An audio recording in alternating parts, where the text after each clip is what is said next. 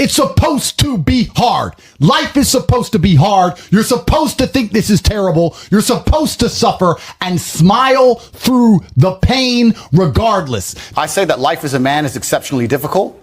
I say the most beautiful and the most terrifying thing about being a man is you're born without value. Society doesn't care about you. You're only going to be cared about based on how useful you are. You have the chance to build yourself up and become a superhero if you're prepared to do the hard work and be indefatigable enough to never quit.